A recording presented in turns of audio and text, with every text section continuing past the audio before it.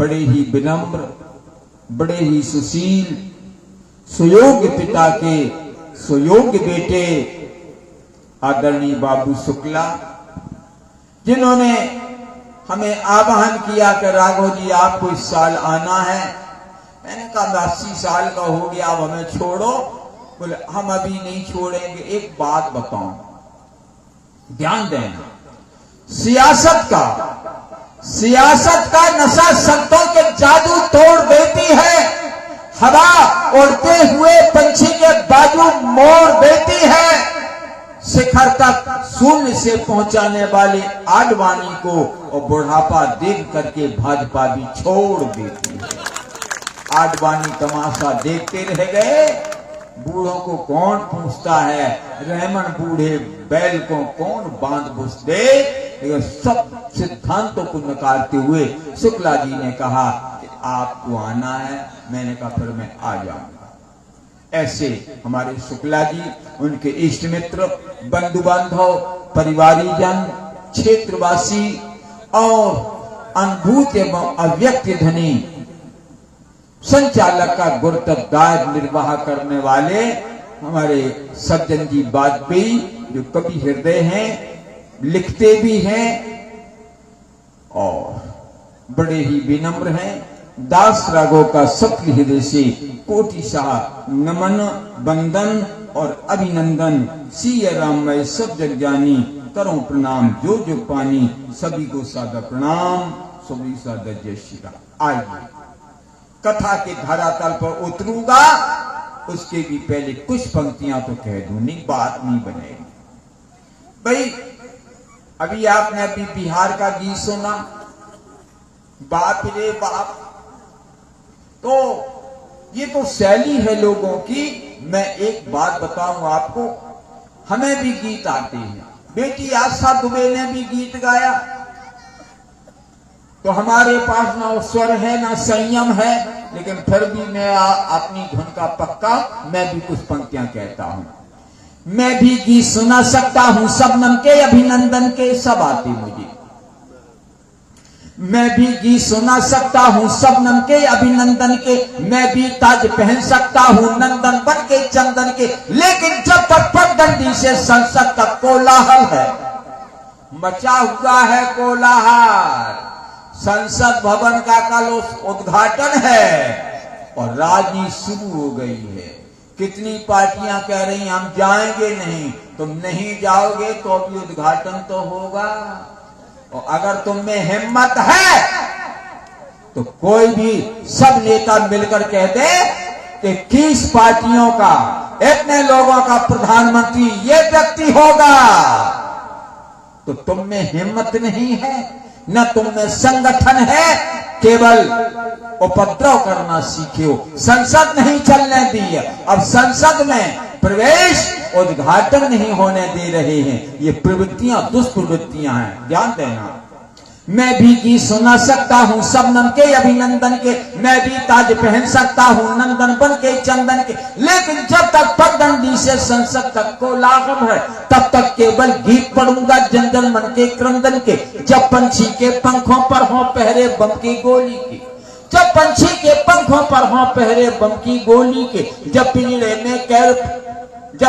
में कैद पड़े हो स्वर कोयल की बोली के, जब धरती के दामन पर हो दाग लहू की होली के, कोई कैसे गीत सुनाए कुमकुम बिंदिया रोली के। मैं झोपड़ियों का चारण हूँ आंसू गाने आया हूँ, मैं झोपड़ियों का चारण हूँ आंसू गाने आया हूँ, घायल भारत माता की तस्वीर दिखाने लाया हूँ। चित्र खींचे भारत माता के, ध्यान दीजिएगा। कोई कलमकारों के सिर पर तलवारें लटकाता है। हम 3 बार जेल में गए, 2 बार मंचों से गिरफ्तार हुए। अभी धीरेन के जो उनका सूरत में कार्यक्रम चल रहा है, उन्हें भी मारने की धमकी दी गई है, तो 22 कैटेगरी की सुरक्षा ने दी गई है। तो कोई कलमकारों के सर पर तलवारें लटकाता है, कोई बंदे मातरम के गाने पर नाक चढ़ाता है, कोई हिमालय ताजमहल का सौदा करने लगता है, कोई गंगा जमुना अपने घर में भरने लगता है, कोई मानस के पन्ने फाड़े फूके आजादी है, कोई गांधी जी को गाली देने का अपराधी है, कोई चुगली भेज रहा है मक्का और मदीने में, कोई चाकू घोंप रहा है संविधान के सीने में, कोई चाकू घोंप रहा है संविधान के सीने में, कोई चुगली भेज रहा है मक्का और मदीने में। लेकिन याद रखिएगा, मैं भी गालियां गिर रहा हूं, लेकिन 100 गाली होते ही शिशुपाल कट जाते हैं। महाभारत की कथा आप जानते हैं, शिशुपाल भगवान श्री कृष्ण को हमेशा गाली की भाषा में बात करता था। लोगों ने पूछा, ये तुमसे ज्यादा बहादुर है क्या कृष्ण? ये बहुत बलशाली है ये कृष्ण क्या, जो तुमको गाली देता? शिशुपाल तुम सुनकर मुस्कुरा के रह जाते हो। भगवान श्री कृष्ण ने बताया कि हमारी बुआ का बेटा है, हमारी बुआ ने भोजन करवाते समय एक वचन लिया था, कृष्ण इसके 100 अपराध क्षमा कर देना, और फिर भी अपराध करे तो उसको पनिशमेंट देना। तो गाली देने दो। अब जब 100 गाली हो गई, भगवान श्री कृष्ण ने अंगुली उठा दी, अब शांत रह जाना, अब एक भी अपशब्द कह दिया तो तेरा सिर और मेरा सुदर्शन चक्र होगा। और जब ही उसने अगली गाली दी, सुदर्शन चक्र घूमा और उसका सिर धड़ से अलग कर दिया। याद रखिएगा। तो लेकिन 100 गाली होते ही शिशुपाल कट जाते हैं। तुम भी गाली गिनते रहना, जोर सिखाने आया हूं। तुम भी गाली गिनते रहना, जोर सिखाने आया हूं। घायल भारत माता की तस्वीर दिखाने लाया हूं। याद रखिएगा, सावधान हो जाओ, ये गालियां देना बकझक झकझक बंद करो। और सुनो, अगली बात बता देता हूं तुम्हें। तो भाई बहनों को है ना, प्रीति गोसाई रामायण बतलाती है, ये रामायण लिखा है।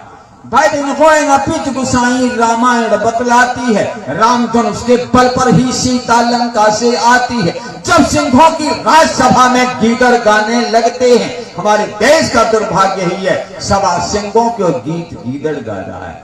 जब सिंहों की राजसभा में गीदड़ गाने लगते हैं, तो हाथी के मौके गन्ने चूहे खाने लगते हैं। इस पर एक बात सुन लो, जब सिंहों की राजसभा में गीदड़, गीदड़ हमारे उसको सियार कहते हैं, तुम्हारे यहां भी सियार कहते होंगे, कहीं कहीं गीदड़ कहते हैं, कहीं कहीं और शब्दों से, इधर कोहिलिया बोलते हैं, कोहिलिया उधर छत्तीसगढ़ में, कहीं गीदड़ कहते हैं, कहीं कुछ कहते हैं, तमाम भाषाएं हैं। तो हमारे उसको सियार कहते हैं।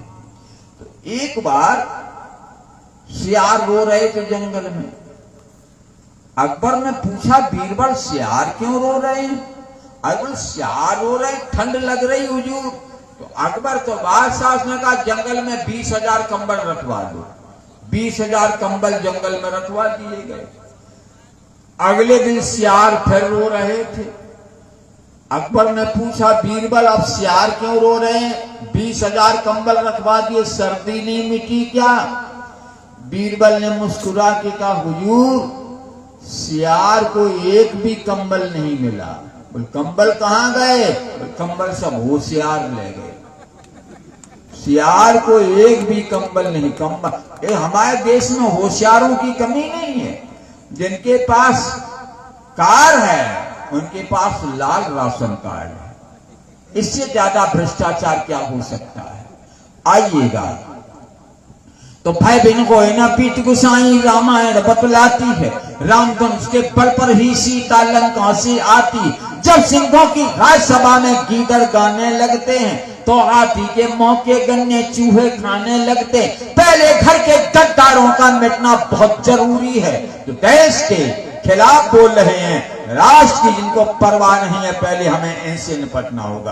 पहले घर के गद्दारों का मिटना बहुत जरूरी है। जाफर जयचंदों के सिर कर जाना बहुत जरूरी है। पकड़ गर्दनें इनकी खींचो बाहर खुले उजाले में। पकड़ गर्दनें उनकी खींचो बाहर खुले उजाले में, चाहे कातिल 7 समंदर पर छिपा हो ताले में। ऊधम सिंह अब भी जिंदा है ये समझाने आया हूँ, ऊधम सिंह अब भी जिंदा है ये समझाने आया हूँ, घायल भारत माता की तस्वीर दिखाने लाया हूँ। जय हिंद, जय भारत, वंदे मातरम, जय श्री राम। ये पंक्तियां समर्पित राष्ट्र धर्म की। अब सुनो आप कथा। थोड़े ही महा सब कहां बुझाई, सुनो तात मति मन चितलाई। अब हमारी कथा मति, मन और चित्त तीनों को एकाग्र करके सुनो। और जो भी हमारे, उसी में से 2 सवाल पूछूंगा, एक भाइयों बच्चों को, एक बहनों बेटियों को। जो सवालों के सही उत्तर देंगे अभी उन्हें 50-50 रुपए 2 नकद पुरस्कार दिए जाएंगे। तीसरा पुरस्कार हिंदू रत्न पुरस्कार 1 से 1 रुपए का किसी एक ऐसे हिंदू को दूंगा जिसको 10 बच्चे हों। अगर किसी हिंदू को 15 बच्चे हैं तो 150 रुपया नगद अभी दूंगा और 150 रुपया हर महीने पेंशन रूप में जब तक जिंदा रहूंगा आजीवन देता रहूंगा। ये रहेगा सन 2023 का धमाका, जीतो छप्पर फाड़ के। फ्री कथाएं तो बहुत सुनी है, अब नगद सुनो, नगद पुरस्कार जीत करके ले जाओ। एक छोटी सी बात मैं रखता हूं कि मानस को मिटाने का प्रयास किया जा रहा है, हम उसी पर थोड़ा आज बोलेंगे। मानस 3 अक्षर और 1 मात्रा से मानस बना है। मां, आ की मात्रा, ना और सा। ये राम के जीवन में 4 अक्षर हैं। बताओ, मां से मर्यादा, मां से मर्यादा, उनको तो मर्यादा पुरुषोत्तम कहा है। मां से मर्यादा, आ से आदर्श, ना से नम्रता और सा से सरलता। ये 4 बातें तुम्हारे भी जीवन में आ जाए तो तुम भी भगवान बन सकते हो, इसमें कोई संदेह नहीं। राधे राधे। मर्यादित जीवन जीना सीखो तो राम जी से सीखो। अब थोड़ी सी बातें बताऊंगा समय के अंतर्गत आपको, बहुत जल्दी में। मां से मर्यादा, हमारे श्री राम जी कितने मर्यादित थे, इसकी 2 बातें बताऊंगा। हैं तो हजारों, लेकिन 2 ही बताऊंगा। मां से मर्यादा, भगवान श्री राम के लिए लिखा है, प्रातः काल उठे के रघुनाथा, मां तो पिता है गोरो ना बहे माथा। राम का की मर्यादा है। प्रात काल उठ के रघुनाथा, मां पिता है गोरो ना बहे माथा। मैं बता के जा रहा हूं मन से, माता पिता को प्रणाम करना सीखो। और एक बात सुनो, हमसे कभी कभी लोग कहते हैं अकेले मत चलो। मैंने कहा हमारे साथ में एक आशीर्वाद चलता है। याद रखिएगा, कहीं जा रहे हो, दिशाशूल हो। आज मैं आया, दिशाशूल में आया हूं। राहु की स्थिति ठीक ना हो, चंद्रमा पीछे हो, सारे दोष यात्रा के हों, केवल अपने माता को प्रणाम करके चलो। अगर मां को प्रणाम करके जाओगे, राहु के तुम्हारा कभी कुछ नहीं बिगाड़ पाएंगे। लेकिन गजा माता पिता को आशीर्वाद नहीं करेंगे, जाने से पहले क्या करेंगे, मोबाइल की बैटरी फुल चार्ज करके चलेंगे। आहा, माता पिता को प्रणाम नहीं, मोबाइल की बैटरी फुल। पता नहीं कब हो जाए तुम्हारी बिजली गुल, एक्सीडेंट हो जाए। इसलिए मां से आशीर्वाद लो। भगवान श्री राम का जीवन मर्यादित था और इसमें कुछ खर्च होता है। माता पिता प्रणाम मैं कहता हूं, याद रखिएगा, कथाएं सैकड़ों बार सुनते रहो। उससे अपने जीवन में अगर तुमने कुछ नहीं सीखा है तो सब व्यर्थ है। माता पिता प्रणाम करो। बहू को चाहिए सास को सुबह उठकर प्रणाम करे, 70% झगड़े घर के अपने आप दूर हो जाएंगे। प्रणाम करना तो सीखिए आप लोग। ये राम जी ने अपनी मर्यादा का पालन किया है। जब राम नहीं करेंगे तो और कौन करेगा? Lives of great men are remind us we can make our lives some land and departing leave behind us footprints on the sands of time। ये केवल राम जी ने कीर्तिमान बनाए हैं। एक कीर्तिमान और बता देता हूं राम जी का, दुनिया में कहीं देखने को नहीं मिलेगा। कान खोलकर सुन लो। मर्यादा पुरुषोत्तम भगवान श्री राम ने से गुरु जी ने कहा, समय जान गुरु आयसु पाई, लेन प्रसून चले दो भाई। राम जाओ पूजा के लिए फूल ले आओ। अब जब कहा तो पूजा के लिए फूल लेने के लिए दोनों भाई गए। लक्ष्मण इतने फूल ले आते, महीनों पूजा होती। दोनों भाइयों को क्यों भेजा? यहां सीधी सादी मर्यादा है, क्योंकि जनक और विश्वामित्र की गोष्ठी हुई। उन्होंने कहा, ब्रह्म जो निगम नेति कहे गावा, उभय बेशधर की सोई आवा। विश्वामित्र का वचन तुम्हार न हो अली का, यह अद्वितीय है पुरुष। जनक जी ने कहा, हमारी बेटी भी अद्वितीय है। उसने लाखों टन का धनुष अपने बाएं हाथ से उठा लिया। तो मैं चाहता हूं इसी दूल्हा के साथ हमारी बेटी की शादी हो जाए, और कल अंतिम दिन है प्रतिज्ञा का। महर्षि तो विश्वामित्र ने कहा, फिर एक बात तो है, लड़के दो हैं, गोरा एक सांवला है। अब तुम्हारी बेटी गोरे के साथ शादी करेगी कि सांवले के साथ करेगी? हम दोनों बच्चों को भेज देंगे, और तुम्हारी बेटी जिसे लायक करे उसी साथ बेटी की शादी हो जाएगी, वही धनुष तोड़ देगा। कैसे टूटेगा? हमारी जिम्मेदारी है। ये सब वैज्ञानिक दृष्टिकोण से धनुष रखा गया था। इसकी चर्चा का अब समय नहीं है, ये तो गोष्ठी के रूप में बताई जाती बातें। अब आप ध्यान देना। तो इधर से राम जी और लक्ष्मण जी दोनों चले। अब ध्यान देना, राम लक्ष्मण जी इधर से गए, उधर